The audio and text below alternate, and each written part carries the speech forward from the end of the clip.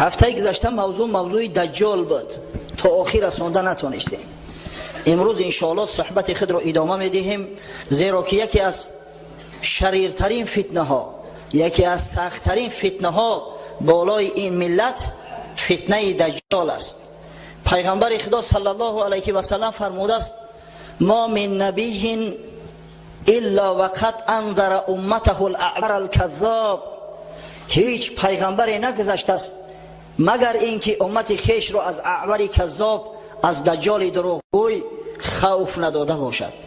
تمام پیامبران امتان خیش را از این بی سعادت، از این شریر البته خوف دادند. و حضرت صلی الله علیه و سلم گفت در یگان پیامبر قبل از من دجال خروج نکرده است. پس از این معلوم میگردد و آشکار می شود که خروج دجال در امت محمد صلی الله علیه و سلم است. پس آگاه باشید. و برای بعضی بی ایمانا، ضعیف ایمانا که به اندک وزیدن باد عقیده هاشون دیگر میکنن، حضرت تحذیر داد، گفت: الا انه الاعور و ان ربکم لیس باعور. هشتونه در سر تو بگیره. گفت مغرور حیله و مکرهای دجال نگردید، مغرور آن نگردید که این بدبخت مرده را زنده میکند، این بدبخت باران امر میکند میبارد، زمین امر میکند سبزه میدماند. زیرا این بدگهر اعور است، با یک چشم ناقص است، در صورتی که خدای بزرگ شما کامل است. مکتوب بین عینیه کافر، در بین چشماش نوشته شده است کافر. و یقرأه کل مسلم، قرائتش میکنه هر مسلمانه، خواه قاری باشه و خواه بی سواد. یعنی هر کسی که همون کافر در بین دو چشم دجال خوانده نتونست، همه خودش دلالت به آن میکنه که مؤمن نبوده است. بسیار تحذیر داد پیامبر صلی الله علیه و سلم. ما تا زمانی تولد پیامبر صلی الله علیه و سلم قصه دجال براتون بیان کردیم که دجال شما منتظر نشوید که امروز یا فردا تولد میشود. دجال 3,500 سال قبل از این تولد شده است. دجال عملی منفور و منحوس خیش را پنهانی کرده ایستاده است، توسط لاژه های مسانی، توسط سینگاگه های یهودی کار خود کرده است. این چیزی نو نیست، نو پیدا نمی شود، بلکه الکی هست. گفتیم که در زمان تولد پیامبر صلی الله علیه و سلم با فرمان خدا دجال ملعون در همون جزیره که تربیه یافته بود، در یکی از جزیره های اقیانوس هند زنجیربند گشت. مدت 63 سال در غول و زنجیر بود. و یکی از صحابگان پیغمبر صلی الله علیه و سلم، تمیم داری، این را برای ما روایت کرده است. امام مسلم در صحیحش در قصه جساسه برامون بیان کرده است که چی نوع تمیم داری راه گم زد، در کشتی سوار بدن، به همه جزیره خارج گشتن و دجال با چشم خود دید و از زبان منحوس و منفور شنید که گفت من دجال هستم. و وقتی این سخن آورد به پیامبر صلی الله علیه و سلم رساند، حضرت انکار نکرد. برعکس بعد نماز بالای منبر برآمد. حضرت عادت نداشت که در غیر جمعه بالای منبر برآید، اما امروز بالای منبر برآمد.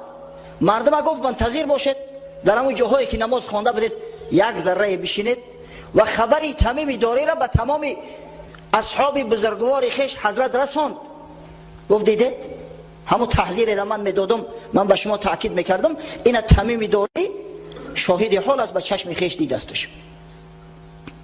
پس وقتی که رسول الله صلی الله علیه و سلم از دنیا گذشت، دجال زنجیرها را پاره کرد و خارج گشت و فعالیت منحوس خیش را شروع کرد بر ضد اسلام.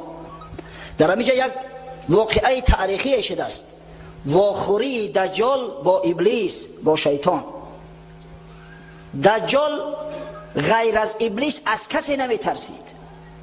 این بدگهر اگر درستر ببینیم و ورق بزنیم، این یک اتئیست است، یک بی خدا است، یک دهری است. اما وقت ابلیس دید به چشم سر، وقت دید که ابلیس در پنهانی چه عملها کرده میتواند، وقت از قوه پنهانی ابلیس آگاه شد، دجال در ترس و هراس غلطید. زیرا هر چیزی که در دل دجال میگذرد ابلیس میداند. اما ابلیس او را آرام ساخت که ای مرد، من برای کمک تو آمدم، تو بی‌پروا باش. و بین هر دو یک شرطنامه به امضا رسید.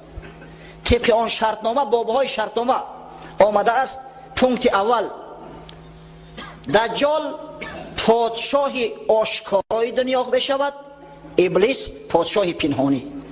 به قول دیگر نعوذ بالله دجال خدای آشکار می شود، ابلیس خدای غایب پنهانی. پونکت دوم، دجال برای کلا نیست کردن امت محمد صلی الله علیه و سلم تمام وسایل را استفاده میبرد و ابلیس در این جنگ کمک میکند به دجال. کمکگری اساسیش ابلیس میشود. ببینید. سوم، برای آنکه بر ضد مسلمانان پره و کامل با تمام قاعده ها با تمام جدیت مبارزه برده شود،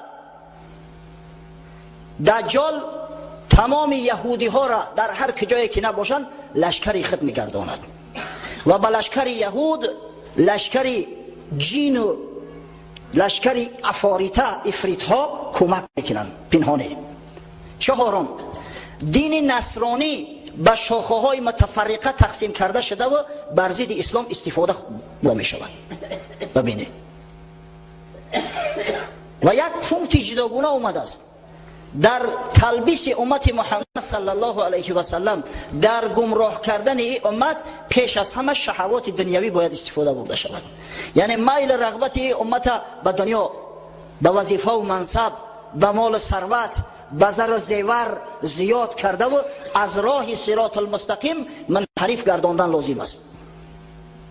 ببینید این بود شرطنامه ای که بین دجال و بین ابلیس به امضا رسانده شد. دجال برنامه عملی خودش تشکیل کرد که امروز با نام پروتکل سیانسکی مدریتسوف در دنیا معروف است. دیده یکم بار، افسوس که پروا نداریم. پروتکل سیانسکی مدریتسوف، همین پروتکل فاش شد. یکی از شکست های دجال در دنیا فاش شدن همین پروتکل است که در اوجا برنامه عمل است برای دجال و دجال ایرا هدیه کرده است برای بنی اسرائیل که به همین عمل کنید. در اوجا آشکار گفته می شود که با مسلمانان چی نوع مبارزه بردن لازم است، حکومت ها را چی نوع غصب کردن لازم است. حتی سخنای از در اوجا اوبی لوچیخ ایزگویف، گویا در زبان یهودی مردم غیر یهود گفته می شود. یعنی هر کسی از غیر یهودی ها بهترین است، از او خوف و خطر میبینید در عمل و کارتون حتما بکشیدش. در اونجا ثبت شده است که در این دنیا مال و ثروت، زر زیور نقش اساسی بازی میکنند. پس باید ثروت های روی زمین اکثریت در دست بنی اسرائیل جمع آوری شود. در اینجا آمده است در این پروتکل ها که برای آنکه دولت اداره کرده شود شرط نیست که به طریق آشکارا به طریق انتخابات سر قدرت بیایی. نه، گروه های مسانی تشکیل کنید. البته در هر یک قوم و ملت مردم حریص به دنیا، مردم تنگ نظر، مردم کم ایمان، ضعیف ایمان و مردم خائن زیاد هستند. اینا را جلب کنید در همین تشکیلات های مسانی، بعدا کمک شو کنید برای رسیدن به هر وظیفه و منصبی که خواهند، تا اینکه در مبارزه بعدینه و در اشغال این مملکت دستیار شما باشند، کمکگر شما باشند. بعد ترتیب دادن برنامه عمل، دجال ملعون عملش شروع کرد. شروع شد فتنه و فساد ها. امروز احوال میبینیم دستاوردهای زیاد دارد این دجال ملعون. در دنیا امروز جایی نیست که شرکت های مسانی وجود نداشته باشند. در دنیا جایی نیست. اکثر تشکیلات هایی که با نام تشکیلات بین المللی یاد میشوند همه اختراع زاده دجال است. فراموش نکنید بچه‌ها. از همون بزرگترین تشکیلات سازمان ملل متحد شروع کرده به دیگر تشکیلات هایی که همه میگویند که ما برای همدیگر فهمی، برای توافق ساخته شده ایم، همه اینا دستگاه های دجال هستند از برای اداره کردن دنیا. اگر چنین نمیشد، ببینه یک دولت اسلامی را برای آن که مثلا یک ساحه صنعت خودش ترقی میدهد چقدر تحریم ها را در سرش بار کرده است. تحریم هم میدونه، سانکسیون های اقتصادی کرده است برزیچو که با او در تجارت شرکت نکنید، چیزی نفروشید. اگرچه همون دولت بیچاره به یگان دولت دنیا سر و کار ندارد، فقط دولت خود ترقی میدهد، صنعت خود ترقی میدهد، حقوق نداشته است که مثلا حتی برای انکشاف قواهای انرژتیکی خودش برای صنعت خودش استفاده برد. در صورتی که دولت دیگر کشتی‌های مردم آزادی دوست و بشر دوست را که به خاطر کمک بشر دوستانه به منطقه غزه که در احاطه گرفتار شده است میروند، قتل میکنند، مردم بیگناه هم میکشند. اما بر ضد اینا یگان سانکسیون نیست، یگان تحریم نیست. همین خود روشنگر و بیانگر اساسی است بر اینکه دجال امروز حاکمیت بینهایت قوی دارد. اگر به یک لحاظ گویم که دنیا را ادارت میکند خطا نمیکنیم، زیرا ریچک‌های اساسی در دست دجال است. امروز خطر خروج دجال آمده ایستاده است که همون نشانه‌های قیامت سر بزنند، دجال آشکار خروج میکند. نشانه‌های قیامت چی هم بچه‌ها؟ قبل از همه جنگ جهانی حتما میشود. حال جنگ سوم جهان گفته مردم تعذیر میتن، علاج نیست. با این ظلمی که امروز در دنیا استوار گشته است، با این ظلمی که امروز آشکار است و نه سازمان ملل متحد نه یگان ساختار دیگرش هیچ کدام کوشش نمیکنن که همین ظلما را برطرف کنن، البته جنگ سوم جهان واقع میشه. ببینید دولت همسایه ما، دولت ازبکستان، چه حقوقی معنوی داره که راهی را که ترانزیت است ببنده؟ همین خیلی حقوق کسی داده میتونه به او؟ نه.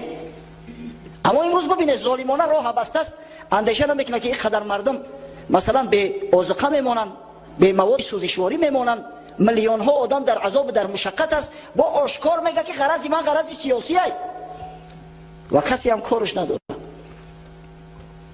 عاقبت این ظلم ها البته که نمی جنگ نزاع و خرخشه است. پیغمبر خدا صلی الله علیه و سلم فرمود بین الملحمه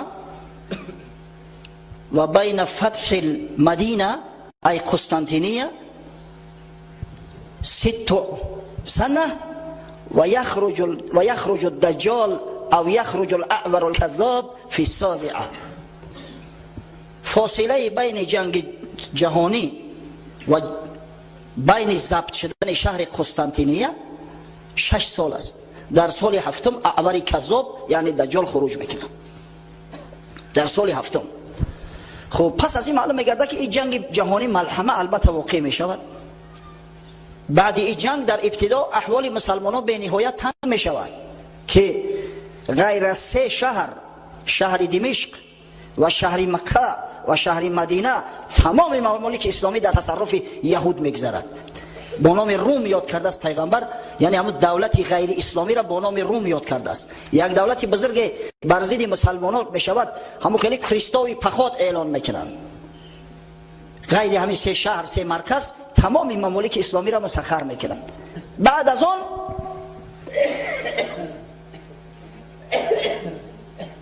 امام مهدی خروج میکنه.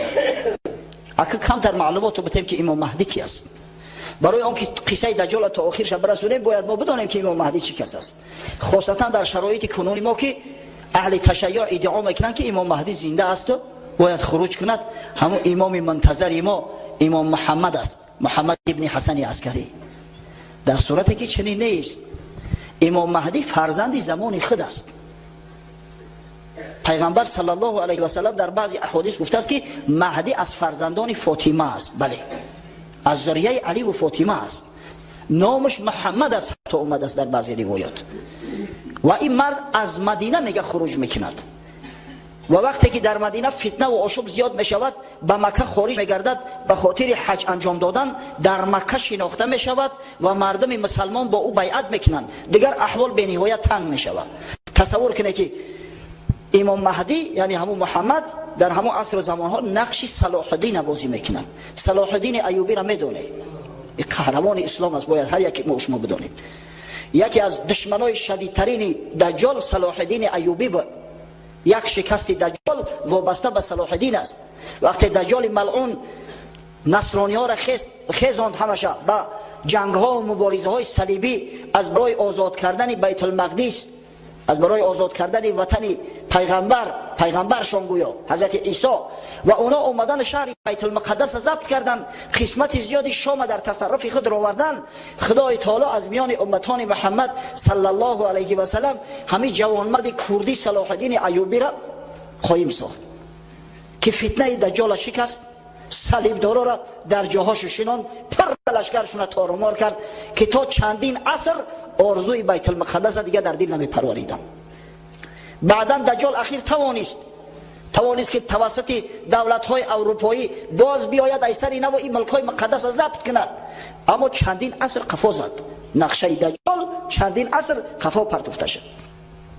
و امام مهدی نیز خدای تعالی او را قایم می‌سازد در میان امت محمد صلی الله علیه و سلم در آن حالت وزنین و اداره میکند قشون را و بر ضد کفار، بر ضد غیر مسلمانان می‌جنگند و این جنگ مدت 6 سال ادامه می‌یابد.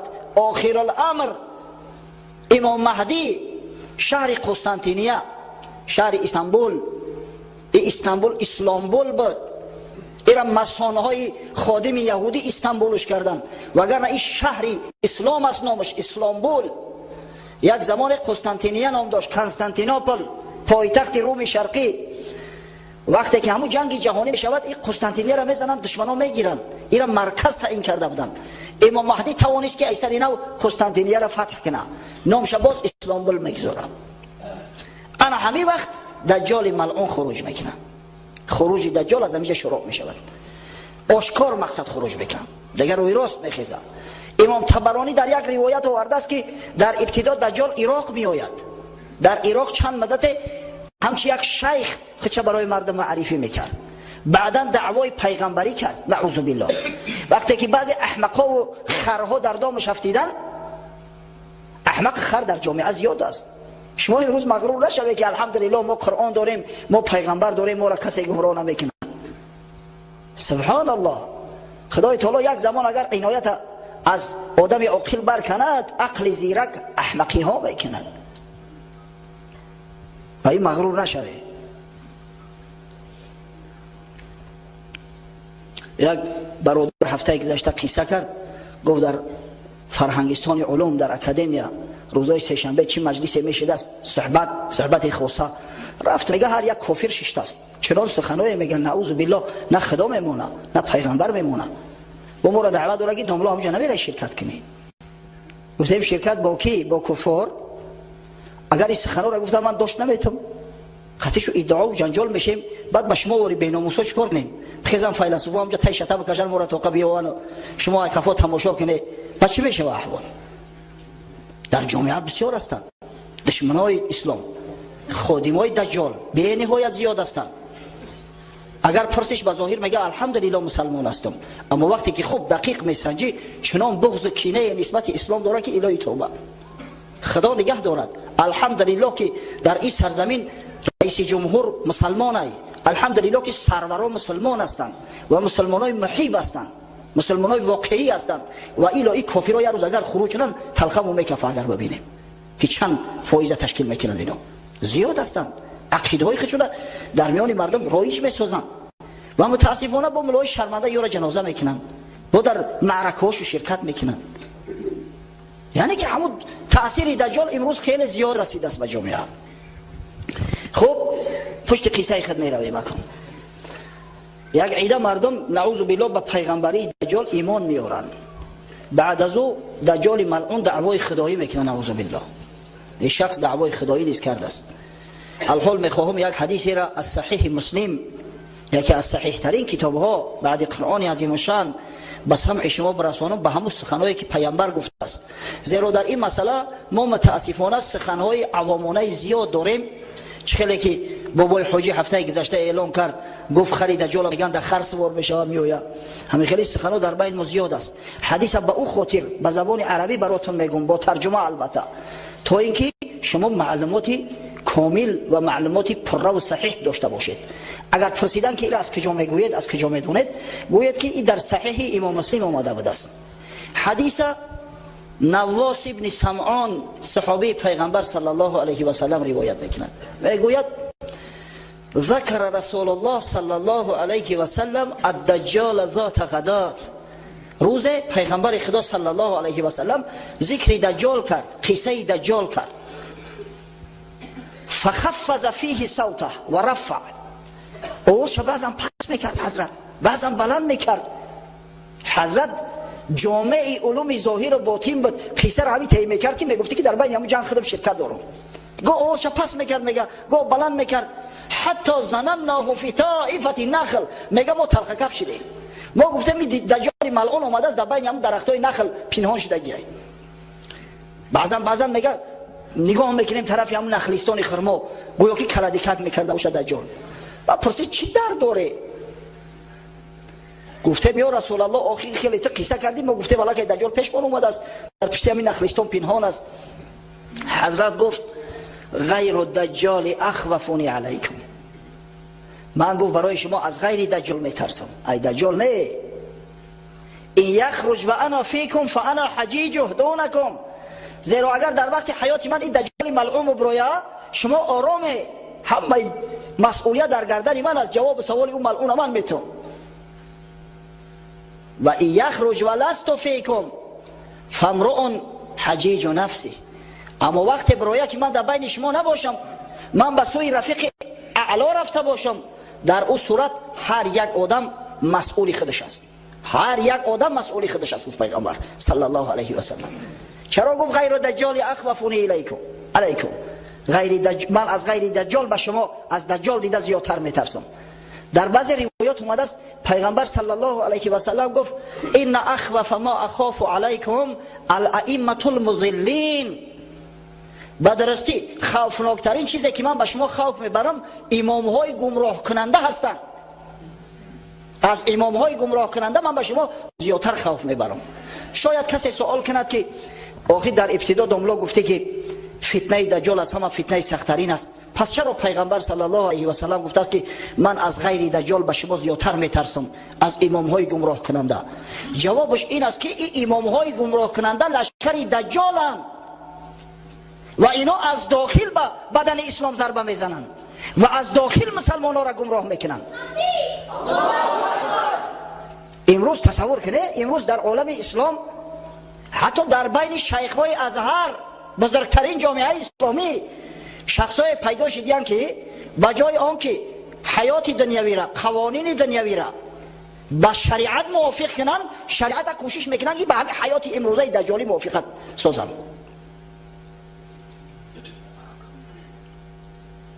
یک شیخ نوشته است که با در اینترنت یا را پخش میکنن بچه‌ها، خطرش هم در همی است، زیرا از اینترنت مردم زیاد استفاده میبرن. در مسئله قطعیت بریده شدن دست دزد، که بریده شدن دست دزد ظالمی است، نعوذ بالله. دست دزد وقتی میبری این گویا ظلم است، ظالمی است. و وقتی میپرسنش که آخه در قرآن اومده است خدای تعالی گفته است و سارق و سارقه فقطعوا ایدیهما، دست خواه مرد باشه خواه زن باشد دستش قطع کنه، تو چه خیلی ظالمی میگوی؟ گفته است اینجا غرض بریده کلته کردن نیست، غرض یا پی کردن است، همین یا پی اندکک موندن است. بعد با دلیل میاره که از قرآن، در قرآن خدای تعالی قصه یوسف علیه السلام وقتی میکند در اونجا قصه بریده شدن دست زنهای مصری آمده است. اونو میگه دستاشون قطع نکردن کو، پره نبریدن، کلته نکردن کو. در اونجا لفظ قطع اومده است به معنای پی کردن، یعنی بریدن پوست و یک حصه گوشت اومده است، نه بریده شدن مفصل. سبحان الله.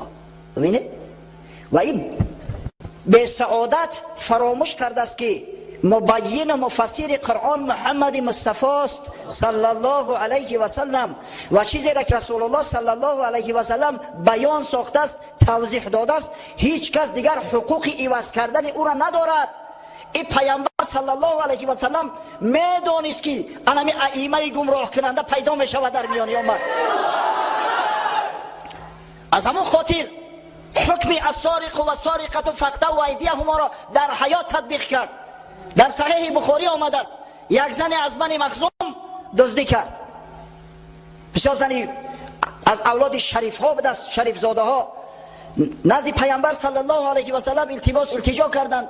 حتی اسامه پسر زید که حضرت دوستش می داشت، حبیب محمد صلی الله علیه و سلم بود، نزدش آوردن برای التماس. حضرت غضبش کرد، گفت قوم‌هایی که پیش از شما بودند و هلاک شدند به آن سبب هلاک شدند که اگر یگان اشراف زاده جنایت میکرد او را به او جنایت عقیده میکردند، اما اگر یگان بیچاره فقیر میکرد در رو بالاش حد جاری میکردن. قسم به خدا گفت اگر فاطمه زهرا نورید چشم من دزدی میکرد امر میکردم دستش قطع کنن، چه برسه به زنی مخزومیه. و دستش بریدن، دستش قطع کردن در زمان پیغمبر. پس حکم کسی که همه چیزا را میدونه که پیامبر صلی الله علیه و سلم آیه را چی نو شرح داده است و اصلا این مفسر است. این آیه کسی حقوقی تعویل کردن ایره نداره. آیات مفسر و آیات محکم تعویل پذیر نیستند. میکنه چی است؟ این از دجال والله بدتر است، زیرا لشکری دجال است. یا متاسفانه امروز کسای پیدا شدن نعوذ بالله میگن سطر عادت عرب بود. سبحان الله، سطری را که خدا امر کرده است، به پیغمبرش امر فرموده است، به زنای مسلمان امر کرده است، امروز عادت عرب قلم میتن. از این خاطر پیغمبر صلی الله علیه و سلم گفت که من از غیر دجال به شما از دجال بیشتر خوف دارم. و این غیر دجالی که من از اونا خوف دارم امام های گمراه کننده هستند، امام هایی که از گفتن گپ حق میترسن، امام هایی که مردم جای آن که چشماشون روشن کنن برعکس کور میکنن، امام هایی که از حقیقت مردم منحرف میکنن. و بسیاری همین گروه و بسیاری همین فرقه های نوی که پیدا میشوند و شیطنت میکنن همه لشکری دجالن. ایو ائمه مضلین در داخل هستند. پس پیامبر صلی الله علیه و سلم گفت اگر دجال خروج کند، اگر دجال خروج کند و من در بین شما باشم، پس حجیج او من هستم، من با او گفتگوزار میکنم، من شر او را از سری شما دفع میکنم. اما اگر به شرطی که بعد از وفات من این دجال ملعون برآید، پس هر کس حجیج خود است، هر کس مسئول خود است، مسئول اهل بیت خود است. بعدا حضرت برای ما یک بشارت بزرگ داد، گفت والله خلیفتی علی کل مسلم. شما گفت ناامید نشوید، محزون نشوید، خداوند خلیفه من است بر هر مسلمانه. هر کسی همین مسلمان حقیقی باشه خداوند خودش دفاعش میکنه. من امتم به خدای تعالی پدس کرده و بعد میرم. بعد از او برای ما آشکار کرد این دجال که این چی کس است. گفت انه شاب قطت عینه طافئه. بعد راسته که این دجال ملعون یک جوان است، جوان جنگیلمو، موی سرش بسیار جنگیله بود است، یک چشمش طافئه است، یک چشمش ناقص است، آسیب داره. در بعض روایات چشم راست اومده است اما درسترش چشم چپ آسیب داشته است.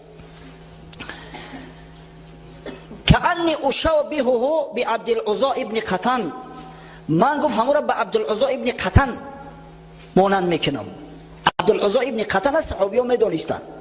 ببینه خوف دجال تا حدی هست که پیامبر صلی الله علیه و سلم اصحاب بزرگوارش تاکید کرده است که اگر ما بعد وفات من برآمد شکلش را یعنی عبدالعزی ابن قطن است. عبدالعزی ابن قطن که بود؟ امام نووی روایت کرده است که یک یهودی بود، اما بسیاری از محققین میگن نه، یهودی نامش عبدالعزی نمیشه، از همون نامش معلوم است که از مشرکای عرب است. یک نفر از مشرکای عرب دست با نام عبدالعزی گفت انا دجال شکل صورتش به همین عبدالعزی ابن قطن بسیار شباهت دارد.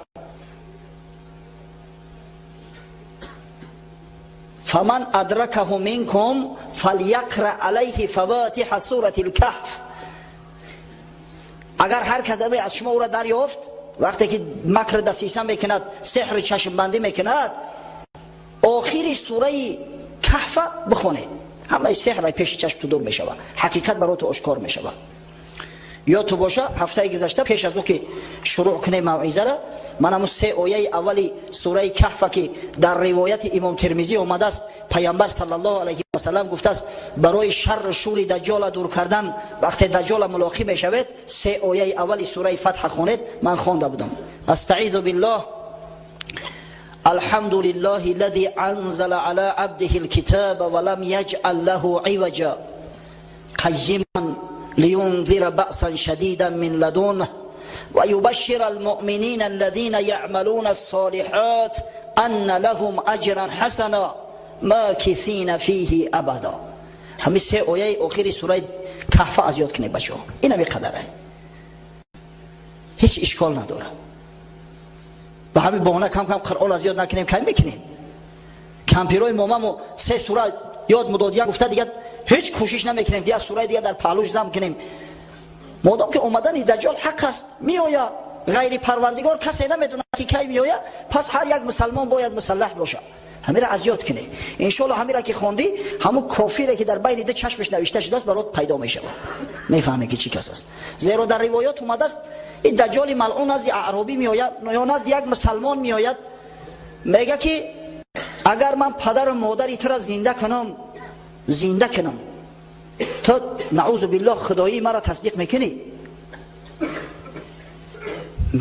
بیچاره کمبغل میگه بله. گفتیم که دجال با ابلیس شرطنامه بسته است، نباشد شیطان ها خدمت آدم نمیکنن. و فرمان دجال دو نفر از شیطان ها، دو نفر افریت جین شکل صورت پدر و مادری همون را میگیرن، نزدش میان به همون شکل صورت، به همون آواز. بچه همه آدم خوبه، نعوذ بالله همون خدای میگفتن همین های در پیشش سجده کن. اگه تصور کنه که آدمی بی سواد باشه و جاهل باشه در رخچه در زمین میپرتویه و سجده میکنه.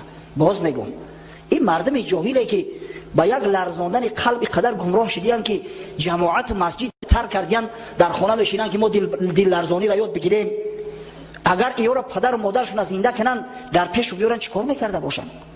این مردم جاهلی که یک فتنه‌گر شیطان بالای قبر پدرش میروه میگه پدر در سقر پول بتیده ای سقر برارمش، و این جاهلی بی سواد با سخن او را تصدیق میکنه، میبراره $500 میده، میخونه میگه که یا پوش ای سقر برآورده من که یا پوی دیگه شول در سقر ای بته $500 دیگه او پوشم برارم.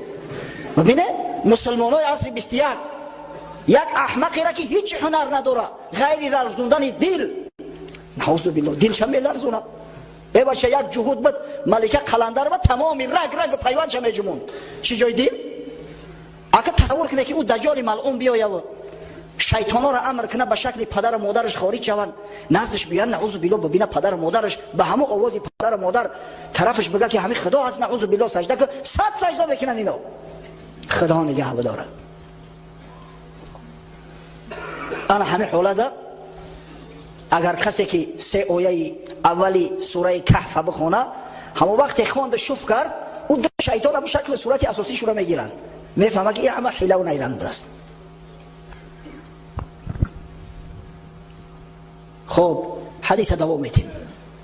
پیامبر صلی الله علیه و سلم گفت هر کسی که دریافتش 3 آیه ابتدایی اولی سوره کهف بخونه، بعدا گفت انه خارج خلتا بین الشام و العراق، دجال از راهی که بین شام و عراق است از همونجا خارج میشوه، از همونجا ظاهر میشوه، آشکار میشوه. قشورش 70,000 نفر یهودی است از یهودی های اصفهان. بعدا با لشکر مسلمان ها جنگ میکنه بدبخت.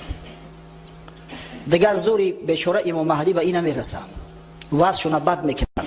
در بعضی روایات اومده است که در دمشق به محاصرهشون میگیرن، در بعضی روایات دیگر اومده است که در شهر بیت المقدس مسلمان‌ها را محاصره میکنه بدبخت.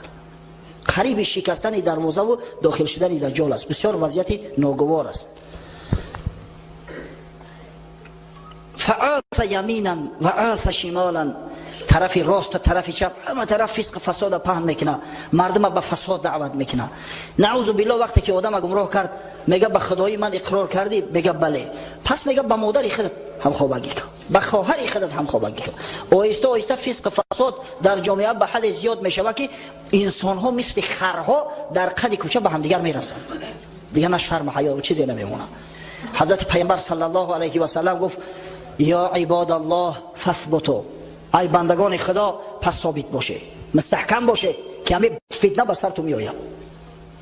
وقتی این سخن گفت حضرت نواس ابن سمعان میگه که سوالش کردیم یا رسول الله و ما لبثه فی الارض، گفته به خانه سوخته در روی زمین چند قدر زندگی میکنه، مقدار ایستادنش در زمین چقدر است، چقدر دهشت که باشه.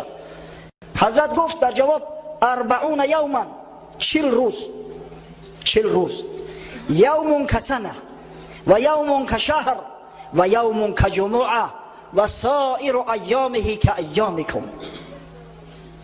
یک روزش برابر 1 سال است،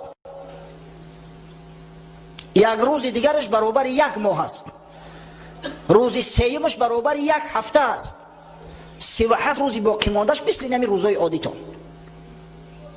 یک سال و یک ماه و خب یک هفته و 37 روز دیگه. این چند هفته میشه؟ قصه کوتاه چند ماه هم بگه میشه. مقدار سکونتش در زمین این قدر است. بعد حضرت نواس بن سمعان میگه سوالش کردیم، ببینه همین قدر تشنه علم بدن اصحاب بزرگوار پیغمبر که حتی در همین حالت حضرت واقعای دهشتناک براشو بیان کرده است، در فکر شریعت هستند. گفتن یا رسول الله فذلك اليوم الذي كسنا اتكفينا فيه صلاه یوم. گفتن ای پیغمبر خدا، همین روزی که درازیش برابر یک سال است، همین 5 نماز بخونیم کفایه میکنه؟ در یک شب و روز که 5 نماز ای، در همین روزی که برابر یک سال است ما 5 نماز بخونیم کفایه میکنه؟ حضرت صلی الله علیه و سلم گفت لا اقدر له قدره. گفت نه، تقسیمش کنی. یک 24 ساعت یک شب و روز حساب کنی، هر 24 ساعت شو در همین 24 ساعت خیلی که طبق عادت شما نماز بامداد میخوندید، نماز پیشین و شام و عصر و خفتن میخوندید، در همون ساعت ها خوانید. از همین حکم دانسته میشود احوال برادرای ما که امروز در مورمنسک هستند، در ارخانگلسک هستند، در جاهایی که مثلا شبهای سفید است، در خطبه ها زندگی میکنن که احوال چی است؟ تلفن ما زیاد میکنن که دوملو بین شام و خفتن مثال میگم بین خفتن و بامداد 2 ساعت هیچ خیل کنیم. خیلی 2 ساعت باشه هیچ بکی نداره. 2 ساعت که باشه شما انشالله دریاب میکنه. خفتن در اولی وقتش بخونه، 1.5 ساعت پس شما در اولی وقتش بخونه، 1.5 ساعت پس خفتن بخونه. حالا شما وقت در میوبه. ملک سرزمین هایی هست که اصلا شب نمیشود، اصلا آفتاب غروب نمیکنه یا غروب میکنه و مقداری 10-15 دقیقه، در جایی که یک نماز دریافته نمیشود. اینا مثلا بعد شام خفتن ناشیده بامداد میشود، خفتن ناشیده فرض کردیم بامداد میشود. بعد شام مثلا 1.5 ساعت پس یا که 2 ساعت 1.5 ساعت پس بامداد میشود. چیکار باید کنن؟ الان 1.5 ساعت پس نماز خفتن بخونن، اگر چنده که صبح هم دمید است، بعد بامداد با میخونن. اما مملکت سرزمین هایی که همیشه روز است یا همیشه شب است، وقت دانسته نمیشود، ساعت تقسیم میکنی. مثلا به ملک نزدیکترینش میگیری، مثلا در سنت پتربورگ در ساعت 9:30 نماز شام خونده میشود، در ساعت 12:30 نماز خفتن، در ساعت 4 نماز بامداد. اگر مثلا یک برادر ما در جزیره های شپیتزبرگ هم باشه، در اونجا روزهای قطبی شروع شدیان، انا همین ساعتو قطعی تقسیم کرده و نمازش خوندن میگیره. اگر چند روزه در ساعت 9:30 یعنی ساعت 21 شام میخونه، در ساعت 12:30 خفتن میخونه، در ساعت 4 صبح بامدادش میخونه. حکم همی است. از کجا دانستیم؟ از حدیثی که پیامبر صلی الله علیه و سلم روایت کرده است، از رسول الله ای را دانستیم. خب دوام میتیم. بعدم پیامبر صلی الله علیه و سلم فتنه دجال برای اصحاب بزرگوار و در شخصیت ایشان از برای تمام ما و شما امتش بیان کرد. حضرت گفت فیأتی دجال علی القوم، این دجال ملعون پیش یک قوم میآید، فیدعوهم فیؤمنون به و یستجیبون له، دعوت شما میکنه که بیای شما نعوذ بالله خداگی مرا قبول کنه. این خانه سوخته ها وقتی که هم پدر و مادرشون از زنده میکند ایمان میارن به او و دعوت اجابت میکنن. در جامعه آدمایی هستند چه جای پدر و مادر اگر $100 در کیسه‌شون لغت کنن در ایمانشون میفروشن. امروز متاسفانه بعضی برادرای ما مردم همین سرزمین تاجیکا و ازبکا نصرانی شدن. برای چی؟ برای که شیر قاقشو میدادین، کمتر روغنشو میدادین، ممکن یکم $20-50 دیگه شو بتن. ببینید برای پول و برای دنیا شده دین و ایمان خودشون فروختین. همین که قوم‌ها در زمان دجال زیاد میشوند. در بعد دجال ملعونه که زمین امر میکنه خزینه‌ات خارج کن، تمام طلا و نقرش میبروید، از قفاش میروند که جای بروا، مثل که نمی سیله زنبورها میروند، زنبورهای اصل انا خیلی از قفاش میروند. اگر یک مشه یک هست بتا ای به سعادت در ایمانشون ایواز میکنن. وقتی که ایمان آوردن حضرت رسول الله صلی الله علیه و سلم میگه فیأمر السماء فتمطر والارض فتنبت.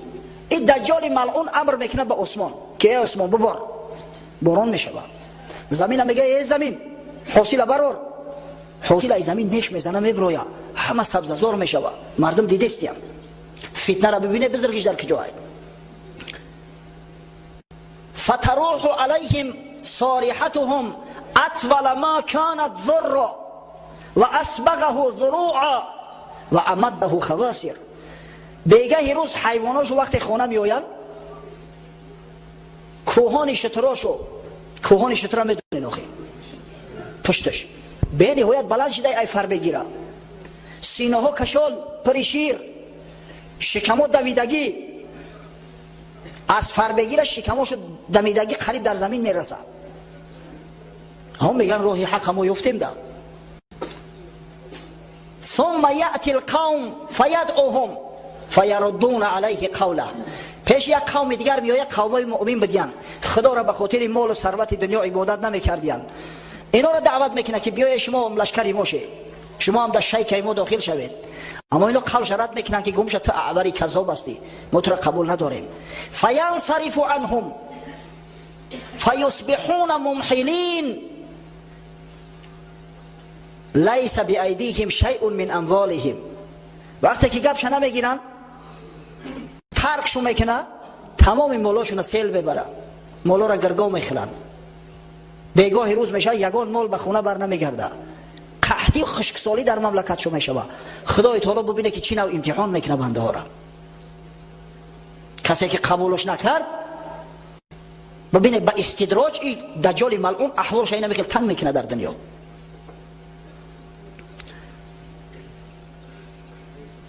و یمر بالخریبه فیقول لها اخرجی کنوزک. وقتی که از پیش یک خرابزار میگذره، از جایی که آبادی نیست، خانه نیست، از بیابان، میگه ای بیابان هر چیزی که در سینه داری خارج کن، طلا، نقره، سنگهای قیمت بها، بریلیانت، الماس و نمیدونم فیروزه و زبرجد ها تا خارج کن. فتتبعه کنوزها کیعاصب النحل. تمام همون چیزا میگه از زمین خارج میشوند و از قفای دجال حرکت کردن میآیند مثل سیله زنبورها. یعصب از یعصب گرفته شده است. بعضی شارح‌ها میگن که این یعصبش همون ملک زنبورهای اصل میشوه، پادشاهشو ملکه بگیم درسته رای.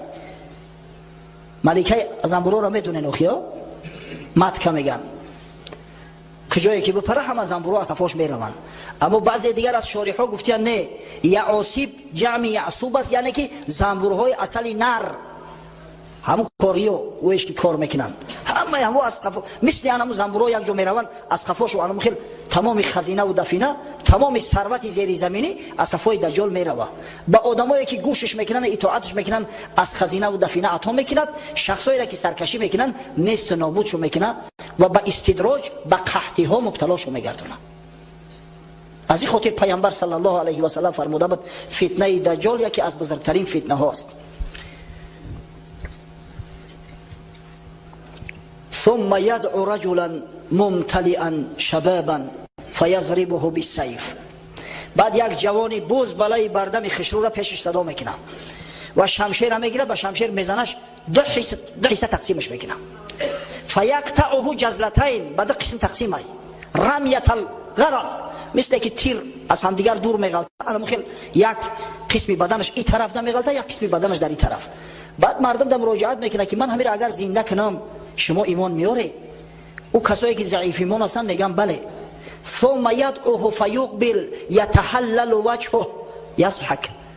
بعد صداش میکنه که بیا پیشم، هر دو طرفش میان جمع میشوند به هم دیگر، خندیده خندیده به وقتی خوش چوق نزد دجال حاضر میشود. شاید کسی سوال کنه که آخه این دشمن خدا است، زنده گرداندن مرده ها این عمل پیغمبرای خدا هستند، این پدرسک کی است که خدای تعالی براش این عمل داده است؟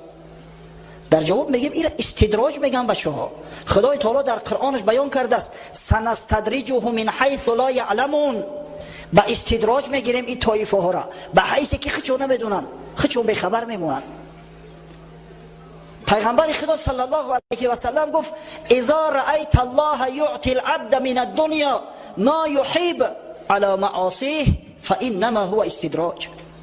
اگر مبادا دیدید که خدای تعالی به یکی از بندگانش در عوض گناه ها، در عوض معصیت ها مال و ملک دنیا را به غرض میته، به دریغ میته، شما غره نشوه. این استدراج است. خدای تعالی و ابله در دام میگیره تا اینکه انم به هم مستی با بیخبری از دنیا رفته و فردا روز قیامت دیگه یگون حجت در دستش نمونه.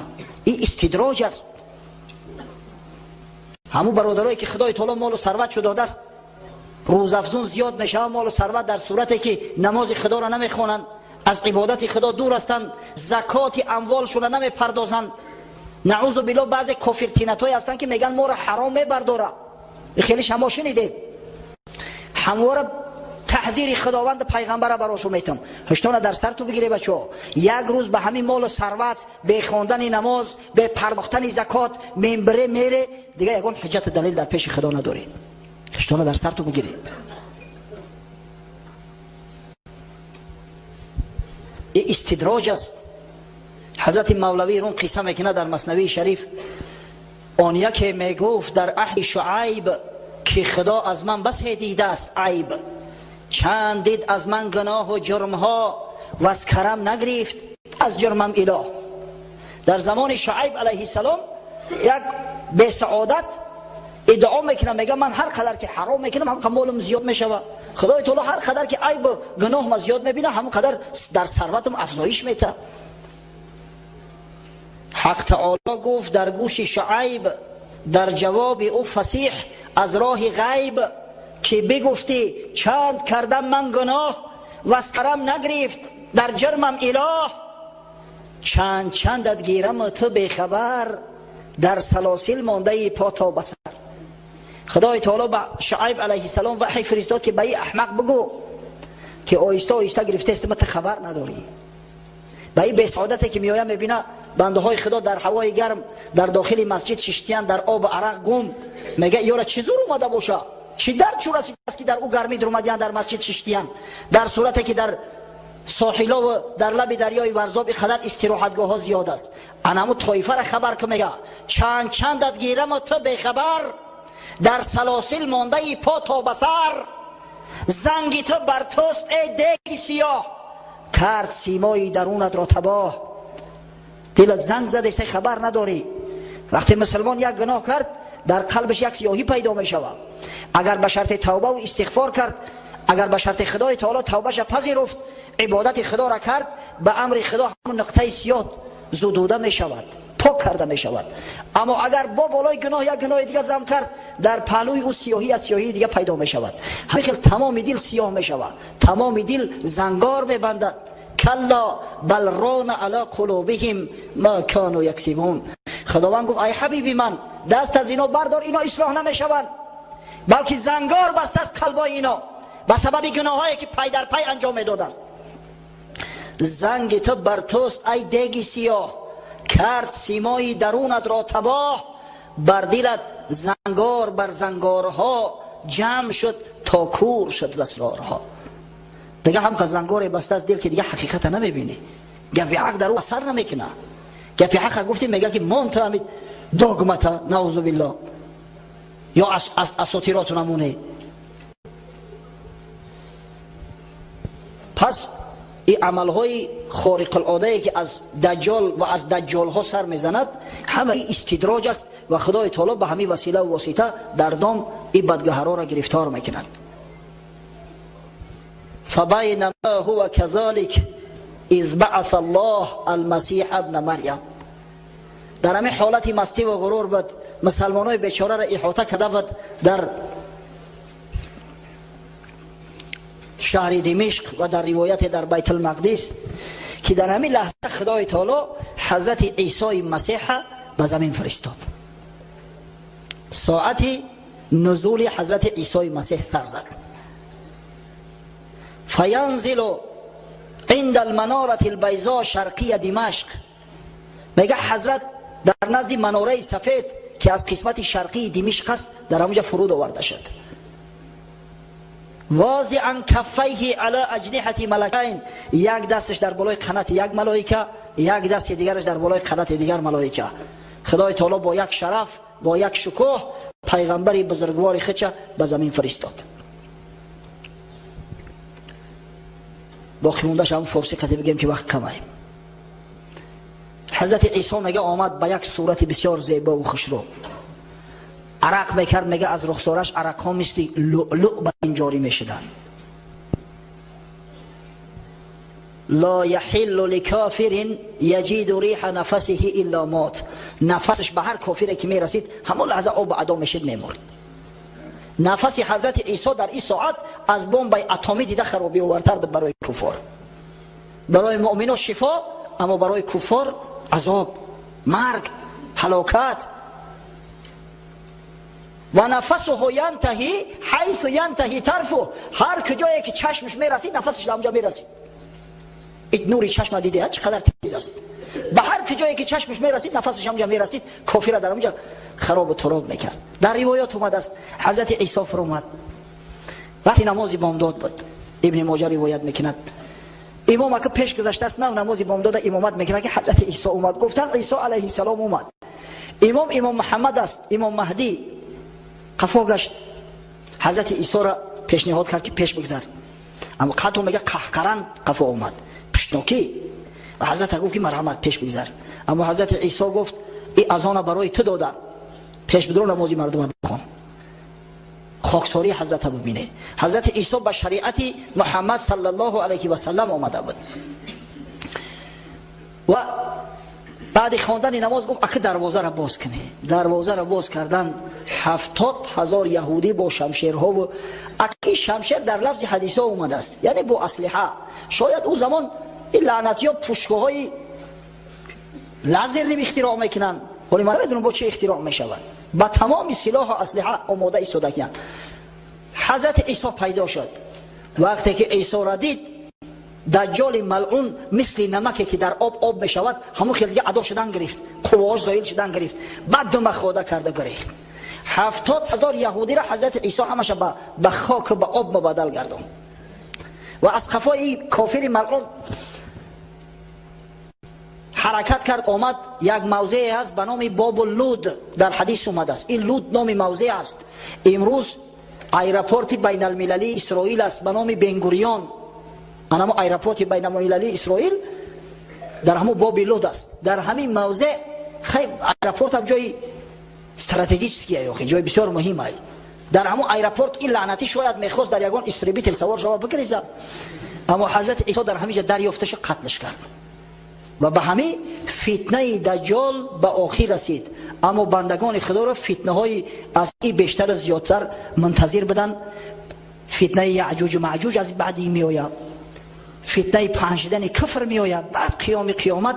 اما موضوع ما از بس که دجال بود، ما کوشش کردیم که در همین یک ساعت صحبت مونه تا آخر برسونیم. اگر چنده به خاطر به آخر رسوندن صحبت لازم آمد که بعضی جاها را قطع کنیم، بعضی جاها را اختصار کنیم.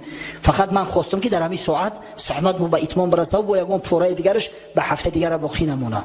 در آخر دعا میکنیم، دعایی را که حبیب خدا محمد مصطفی صلی الله علیه و سلم پیشوای مؤمنان و متقیان برای ما و شما تعلیم داده است.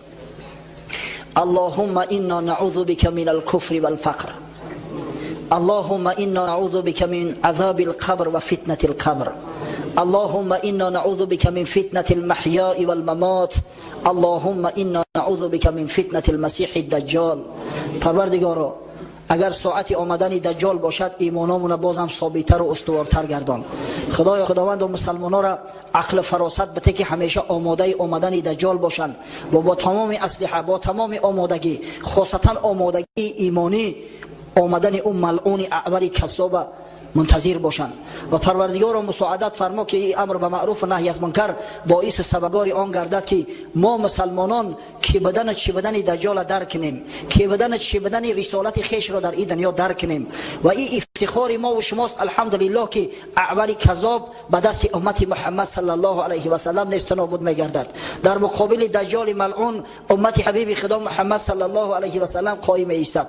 پس پروردگار از مسلمانای واقعی بگردان، از مسلمانای جغرافیایی نه که با یک دعوت دجال نعوذ بالله راهی صراط المستقیم ترک کرده و چنگ بر راههای منحرف راههای شیطانی زنیم. پس پروردگارا فرزندامون طفلکامون از شر و وساوس دجال و دجال ها در پناه امنت محفوظ دار. خدایا خداوند ممالک اسلامی را نگه دار تا اینکه مکر دست